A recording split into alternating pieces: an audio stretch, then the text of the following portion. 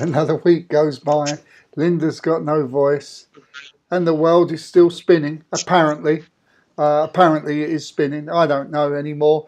There's so many lies going around these days. I don't know what to believe anymore. But what I do know, Linda, is two things. One, you've lost your voice, and the other is no open door news today. Katerina is travelling, and we just couldn't hook up this week in between in her travels. So that'll be back next week. If I whisper, I'm okay, Mike. So it's not nice to laugh, but there you are. I'm a sinner. Oh my God!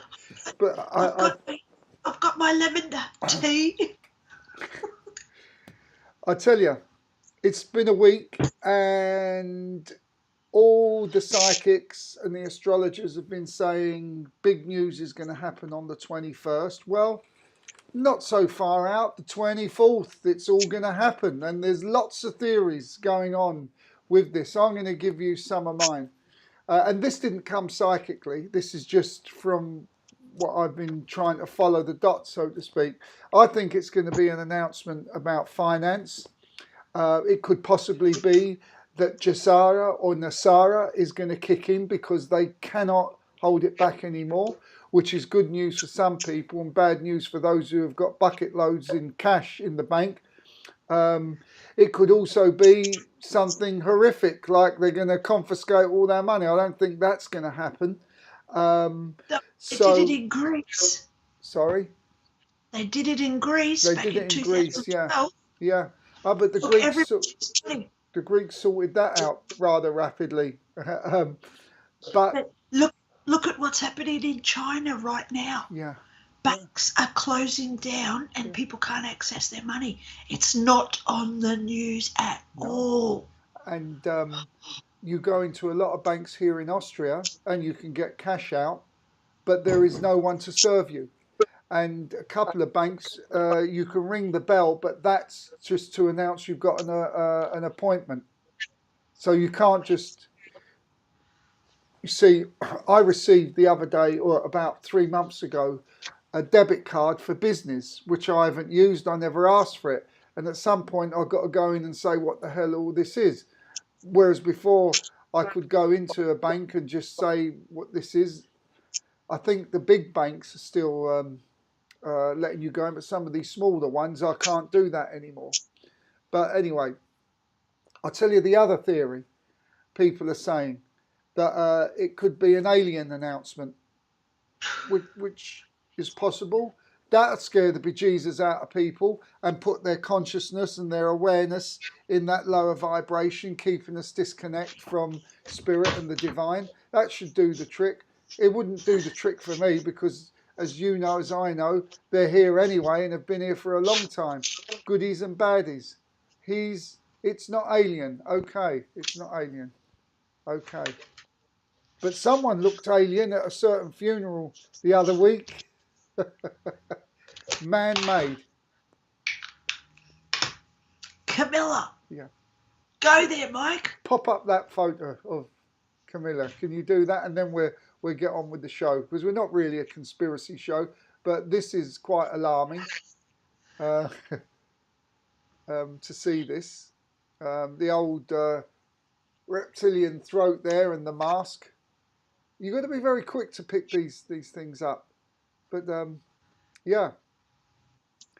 So we'll see. And lots of fraudulent slips around this particular event. Are they fraudulent slips or are they telling us what's really gone on? Who knows? Either way, I do feel it's designed to keep us in the low vibration. Yeah, there she is. Look, the old throat and the mask thing there. Yeah. Yeah. Yeah. It's strange, huh? I shared this video the other day, Mike. Robot technology. Yeah. You wouldn't even know now who's a robot. No. You wouldn't even know if I'm a robot now, Linda. Do robots get sore throats? That's part of the cunning plan, Linda. I don't know anymore. Well, I'll tell you what. Let's get straight on with the show, eh? We're try and finish this on time so that you don't have to suffer anymore. So we're going to look at the shed creature. Let's have a look at this and see what everyone thinks. I'm a bit indifferent to it, as nearly always I am, because there seems to be lacking some important bits of information here. So let's go over, have a look at the shed creature.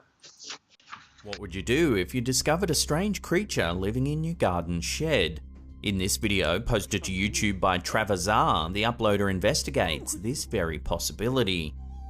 According to the YouTuber, the shed was empty approximately 1 hour before he began filming. However, he decided to turn the camera on shortly after hearing odd noises coming from the area. The footage begins with the YouTuber approaching the doorway to the shed. Вон, в том проеме. Сейчас вот буквально час назад выходил, никого не было. He calls out, asking who's there. Perhaps there's a human intruder taking refuge. Hey! Hey! The call is answered with a terrifying screeching noise. Take a look at what happens. Hey! Сука, тварь, Hey! Ooh!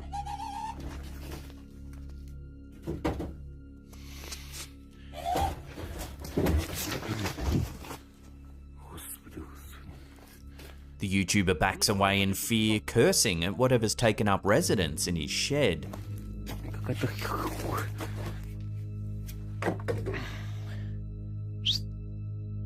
А ну бегом выходи, сарай.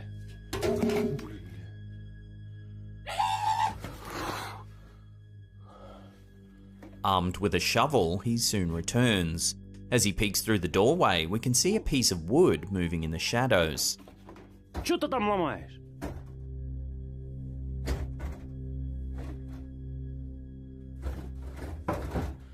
Тварюга какая, а?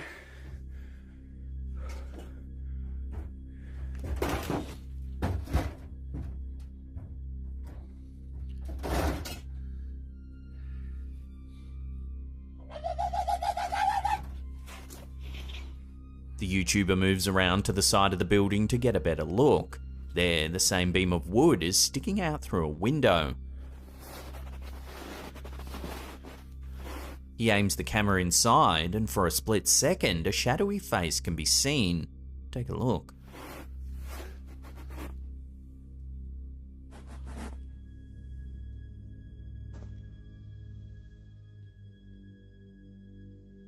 The creature moves quickly out of sight before we get a chance. Me on the off there. I'll tell you my thoughts while you gather it. But for me, first of all, there's too much editing there between parts. I don't. If it's real, I don't think it's an animal, because the way that thing was thrown, it was very accurate. And it was a little bit too coincidental for me that that bit of wood that we saw in the door happens to be poking through the window. I don't know the logistics looking at the first picture. But I don't know. The guy seems to feel from his energy that he's generally scared, so he might be a good actor. I don't know. But I think my personal view is... I don't know. I would sit on the fence again with this. But if at a push, I might say there is something going on there. So that's... Why didn't he go in there?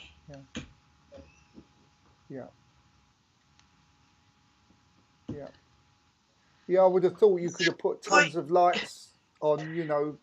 I'm sure he'd have had builder's lights or big torches and blasted that in to see what was going on. On the other hand, Linda, you might not want to have seen what you were about to see. Go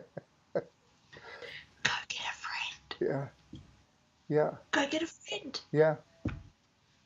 I need help. Come and find out what this thing is. Yeah. I wouldn't be leaving it there. Yeah, it's it's a strange thing that it seemed also very cold. So I would doubt if it was a human, because I don't think in those conditions a human would have survived the night. So it's either some sort of creature or fake. How's that? Some sort of creature that can survive the night. I don't think it's a spirit, like that little thing said. That little post, that little picture showed a tiny little shadow going through. So I don't think it was a spirit. Some cryptoid, they call them. I don't know, some sort of creature. 85% fake. Okay. Yeah.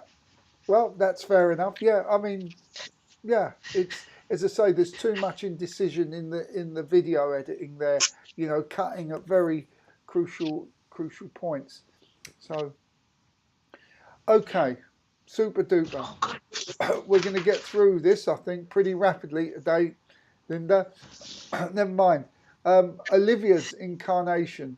This is another one of those incarnations where children have remembered so much, and I think yeah, it's unfortunately I was brought up in a family that I don't say that didn't believe in it, but didn't encourage this kind of memory, didn't encourage spiritualism. When I you know, really Catholic, Italian Catholic mum and dad, so what I was experiencing was off the radar for them. So I never got to be encouraged to remember who I was in a previous life. I had to do past life regressions. And actually, while we're on the subject, you know, I used to have an invisible friend, which really concerned, yeah, really concerned my mum and dad.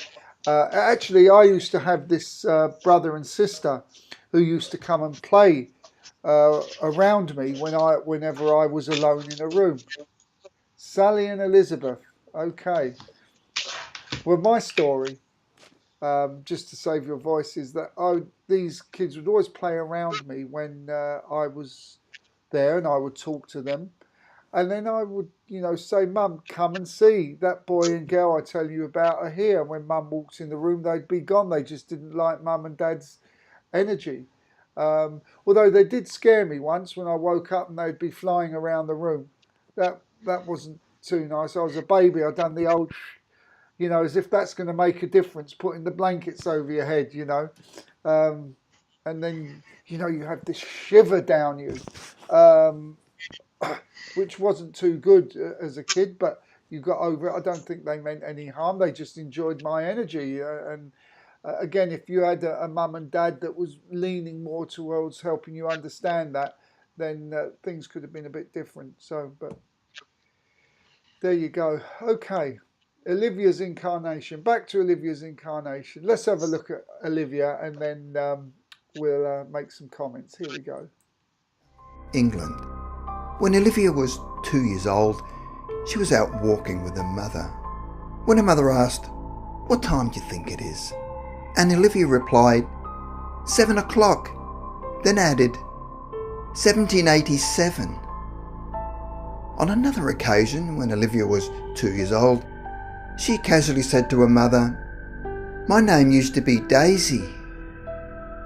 A short time later, she again approached her mother and said, "Robinson." Her mother asked what that meant, and Olivia replied, "It was my name, and that used to be called Daisy Robinson." When she was 2.5, Olivia would often talk about past events. Her father asked her whether she used to have a different mummy and daddy, and she excitedly replied, "Yes." Another time, Olivia came up to her mother and told her, "All the air came out of here," and her mother replied, "Out of where?" And Olivia pointed to the middle of her body and said, "Here, and I died, but I don't like talking about it," and then left the room. Her mother was quite stunned because Olivia had had no contact with death other than seeing a dead frog once that her parents hadn't even told her was dead. One day after waking up from a nap, Olivia spoke to her mother again about 1787. Her mother asked her if she'd remembered any songs back then, and Olivia immediately said, "London Bridge is Falling Down," which was a favourite of hers.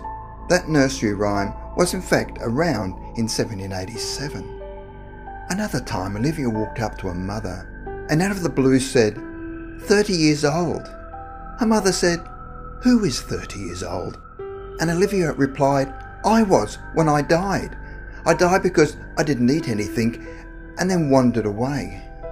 Her mother then thought back to the voracious appetite Olivia had when she was a newborn, which could be explained by the starvation that she had suffered shortly before dying in her previous life. Olivia was eating a green apple one day and giggling to herself. She told her mother that Daisy Robinson had only eaten red apples, but now she only ate green apples. Another time she said that Daisy Robinson's mother was called Kitty. Her mother knew that Olivia did not know anyone called Kitty, neither did she. Olivia did not talk about the subject again until she was about 4 years old, where Olivia's mother figured she'd outgrown it. Olivia talked about Daisy's life and where she lived in a little town. She could not remember the name of the town, but said it was in England. She said most people lived in little villages where everyone knew each other. In the little town, they sold bread, cheese and meat. Mother asked whether there was a McDonald's in the town. Olivia laughed and said it wasn't invented yet. She said they didn't have cars, only horses. She also said the money they used had the king on it, and the coins were bumpy on the edges and very flat. Olivia's mother investigated English coins from 1787 that Olivia claimed she had seen in her life as Daisy, and found that there was an imprint of King George III on them with serrated bumpy edges and were flatter than modern day coins. Her mother decided to show Olivia a collection of English coins dating back to the 1600s, where Olivia was able to point to a 1787 King George shilling she said she remembered. She was also able to recognise other coins from the reign of King George III. So there you are. Beautiful story. You got something there you want to say, I think, Linda, or write. I tried to find this girl, Kitty Robinson and Daisy Robinson. Mm-hmm. There's nothing out there, okay? It doesn't mean it doesn't exist. No. I believe it's real, Yeah. but there's nothing out there on them, on who they are. Right. It'd be so nice if we could actually find something on these people Yeah. to say that they lived or something, Yeah. so that there's that confirmation. Yeah. But in this case, we don't have it, Mike. No. Okay. No. Well, I tell you, Linda, there's no point going to Ancestry.com because some guy took the DNA of an iguana the other day to send off to Ancestry.com, and it come back that apparently he's sort of quarter Jewish, half African, 3/4 this and something else that. And he did the old DNA swab on an iguana, like the guys during the sea period did a DNA swab of I don't know, some fruit and a banana and God knows what else, and it come back positive. So you know, we really can't trust any of this. Like you say, we have to rely on historic information as best as we can. I thought you were going to say the iguana was related to the Queen. You could get done for defamation of character there, so we won't say that on behalf of the iguana. But yeah, so yeah, this is the only way we can do this. Try and find as much historic data as we can. Look through the registry of births and deaths, but even that, Linda, is a bit of a trial, because I don't know if you remember years ago about 3 years ago, there was a story all over news that this drummer boy, and I can't remember his name, some guy come up to him in the middle of the street and chopped his head off. Do you remember this story? Well, there was a big story, and it was a bit of a scandal for whatever reasons. There's no point going into it.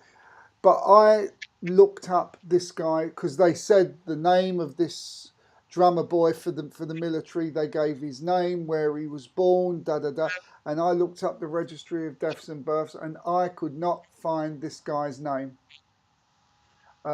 So there comes a point where we've got to rely on intuition, some historical data that can be verified. How we can verify it, I don't know, because we know they can do what they want now digitally. And I think that's what's trying to happen here, to again separate us from this connection from spirit world. But I don't know, in your view, even though there was no data on it, does it ring true to you, this reincarnation? Or yeah, Absolutely. yeah, Absolutely. It'd be so good if society recognised it, so when children were born, we could really document more cases of it. yeah, Because it's generally around 2 to 6 years old is when Yeah. children have these memories. yeah, And the more that we confirm, the more it will be recognised as truth. yeah, yeah. Because they can't deny it now. No, But it would be so good if they had more proof of it, yeah, with more cases. Obviously, a lot more people now are waking up, Yeah. so they are more in tune with what their kids are saying. yeah. But yeah, it'd be nice to get more confirmations, Mike. Really Yeah. would be. I think, you said waking up. I guess we could say mankind is evolving, and their spiritual awareness is awakening. And whilst it isn't in the forefront of their conscious mind, they're beginning to understand that there's a little bit more to life than just being born and then popping your clogs and away you go again. There is this reincarnation process, and it was brought to my attention the other day that reincarnation is possibly, if you've lived your life in a 3D type of way, then when you die, it is most likely that you will come back to the earth plane, because the heavenly realms, if you like, start at the 5th dimension, and the 3rd dimension has no support there. And so if your whole existence has been 3D, you may have to petition the divine to stay there and go to the halls of learning and so on and so forth. So again, it's not so straightforward as that. There's, possibility for every situation.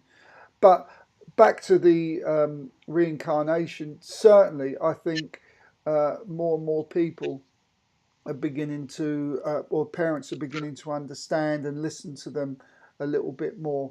And I would encourage it, any new parent or mother that's about to give birth, to encourage their child to remember who they were.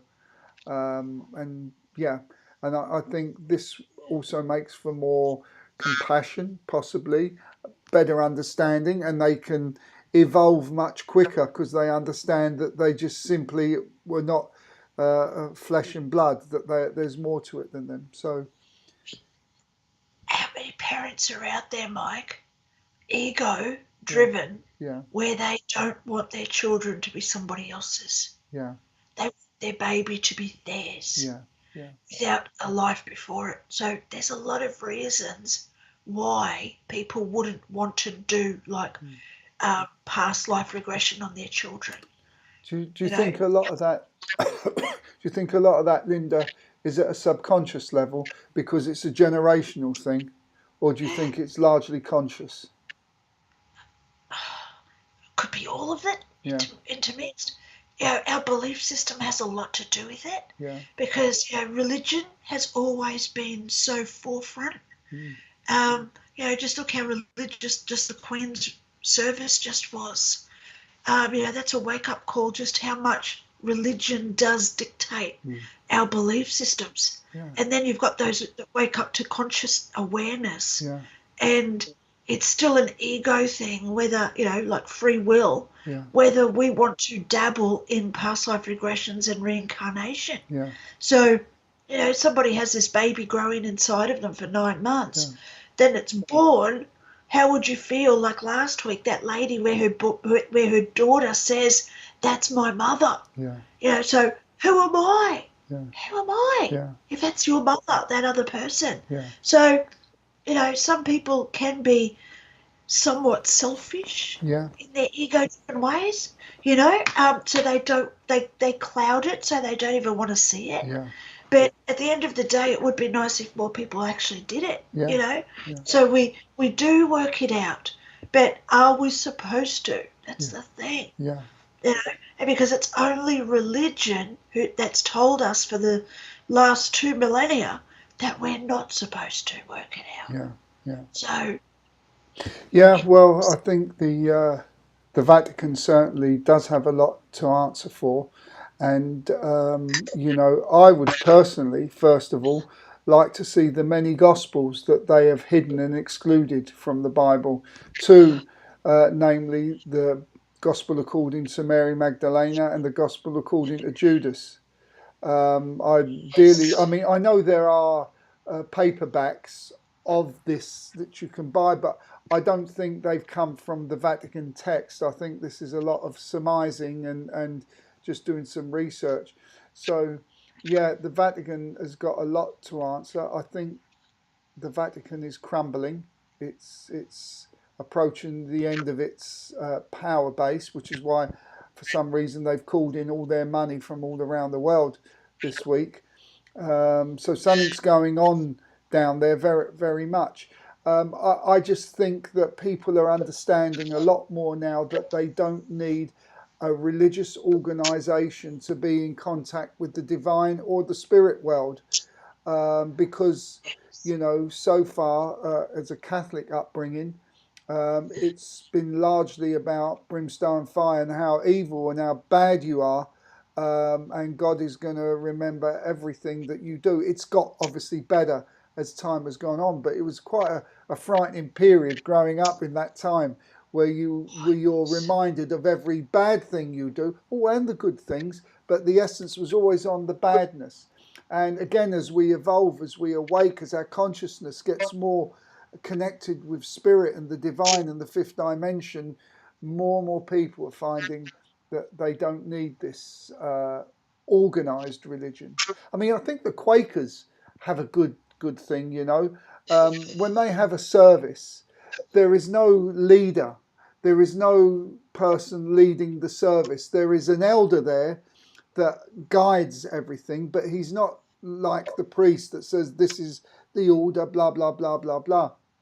And I think that's a very good way of doing things, having an elder, an experienced person that guides a path, if you like. So that's a good thing about the Quakers, I think. So, yeah, okay. So what we'll do is we'll move on to Rosa and the Spirit Child. And I love this one. And I won't say any more about this one until it's all done. So let's go over and take a little look. Here we go. After 4 years in the street, Rose Ward's life was reduced to existence at its most basic. A daily search for food and shelter. But what she did not know is that sometimes it's at the bottom of the barrel where the best miracles are most often found.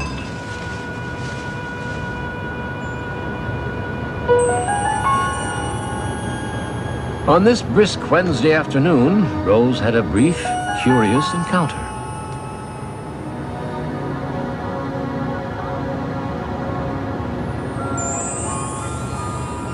It would turn out to be just the first of many strange, unexplained visitations.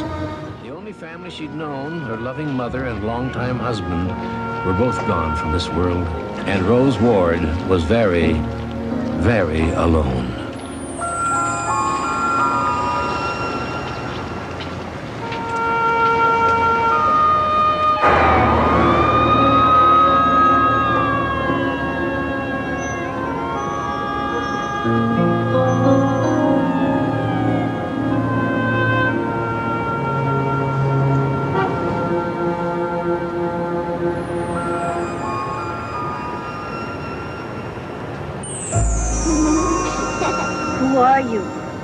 Why are you following me?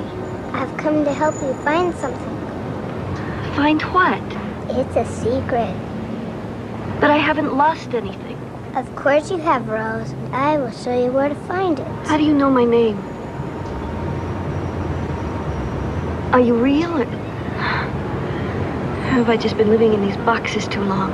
I'm real enough to be here and talk to you. What are you? My imagination? Some fairy or a little blue angel? Go to bed now, Rose. Tomorrow listen for me and I will guide you where to look. You're not real, so I don't have to believe you.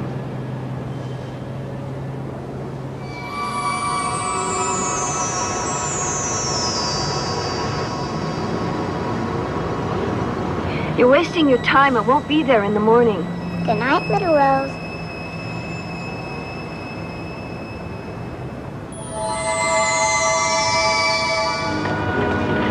Rose felt she was guided to the second-hand shop by a voice deep inside her, the voice of the little blue girl. This is the place you want me to go?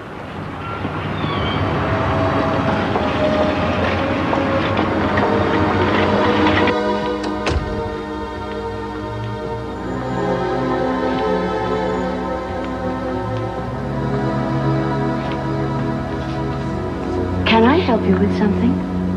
I was sent here? Oh, well, they got my notice at the community center up very fast. I can't pay much, but there is the room in the back for you to stay in. I just thought, why let it go empty if there's someone who needs a place and wants to do the job? Excuse me, a job? You do want the job, don't you? Well, I want to work. Good. Come with me then, and I'll show you what the room looks like. Those? Who's there?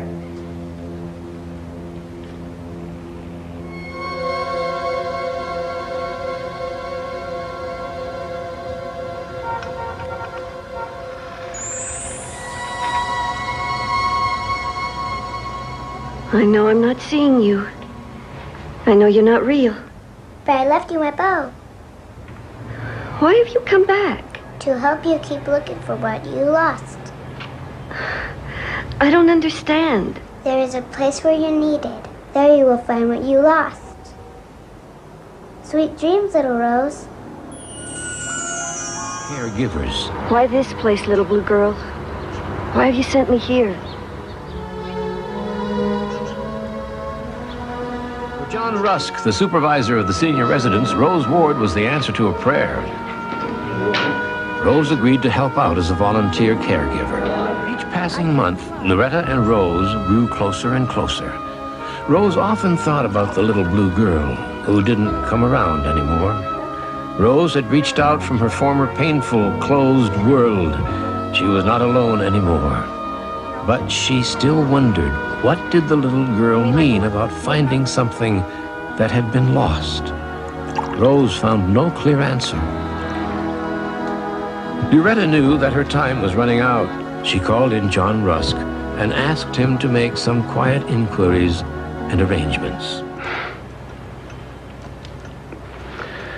Several months ago, Loretta asked me to make some very discreet investigations for her. I did.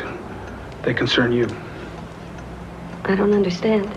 You mentioned that you never knew your grandparents. That you told her your mother's maiden name. That's right, it was Kinston. She was born Eleanor Kinston. Did Loretta ever tell you about her first husband? Yes, Frank. Quite the tyrant, she said. He drove their daughter out of the house when she became pregnant. Loretta never saw her again. That man was Frank Kinston.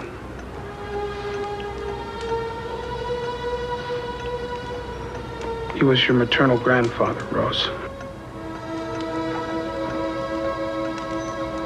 Your mother was Loretta's lost daughter.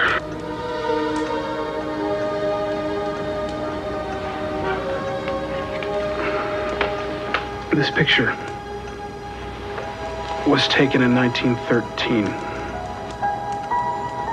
That's Loretta, at age 7.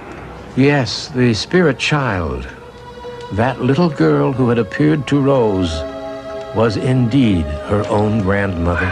Did she? My grandmother, did she know about me? Yes, at the end. I really did love her. And she loved you, Rose.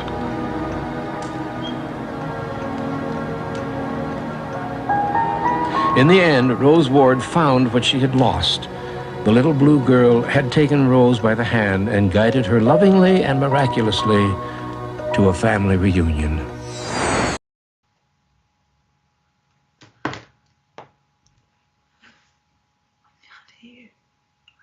can't hear you.